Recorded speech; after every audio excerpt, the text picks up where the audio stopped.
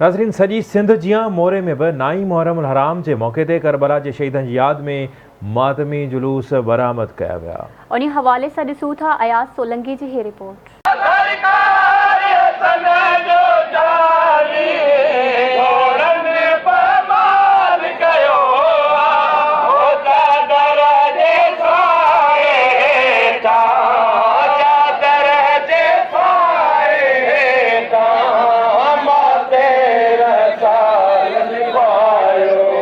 मोरो में योम आशूरा के हवाले से कदीम अज़ादारी जो सिलसिलो जारी है। मरकज़ी इमाम बारगाह हुसैनी में अंजुमन हुसैनी के अगवाणन के ज़ेर निगरानी में 60 सालन का निकरंदड़ शहजादा घोट कासिम की मेहंदी और ताबूत सां गॾु जुलूस बरामद किया वियो, जैमें अज़ादारन वॾे अंग में शिरकत कई, जिथे उन्हनि जे हथनि में मेणबतियूं हुयूं ऐं शमा गुल करे ॾिया ऐं मेणबतियूं रोशन करे शहजादा घोट कासिम सां पंहिंजे अक़ीदत ऐं मोहब्बत जो इज़हार किया। उन मौके ते मजलिस अज़ा बर्पा कई वई, जंहिंखे अल्लामा अरबाब अली मशहदी खिताब कंदे शहजादे जा मसाइब बयान किया, जॾहिं त सिक्योरिटी जा इंतज़ाम सख्त किया विया। मरकज़ी इमाम बारगाह हुसैनी मोरो में शहजादा कासिम अलैहिस्सलाम जी हीअ सवारी निकिरंदड़ आहे ऐं हिन शहजादे सां मेहंदीअ जी जेका रस्म आहे उहा मनसूब आहे, छो जो हिन जे शहजादे जी अमड़ जी इहा ख़्वाहिश हुई त मुंहिंजो हीउ बछड़ो घोट थिए।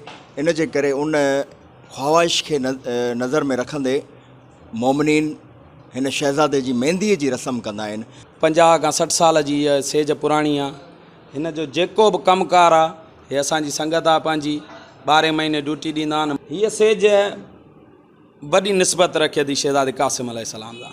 सभिनी शहादतुनि में जेका महबूब तर शहादत आहे न, जेको शहजादे कासिम चयो आहे त मौला चाचा मूंखे मौत ईअं थो मिठो लॻे जीअं माखी आहे।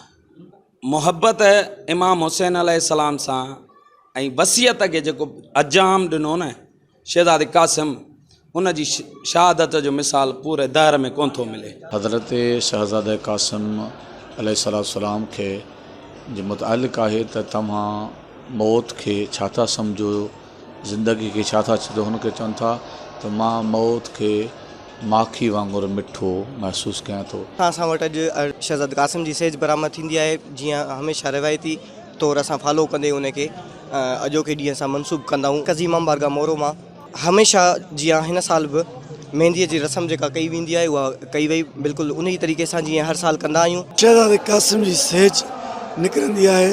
शहजादे कासिम जी जेको इमाम हसन अलैहिस्सलाम जो फर्ज़ंद हो, जे करबला में हिकु वॾी क़ुर्बानी ॾिनी, नंढी उमिरि जो वॾो शहीद।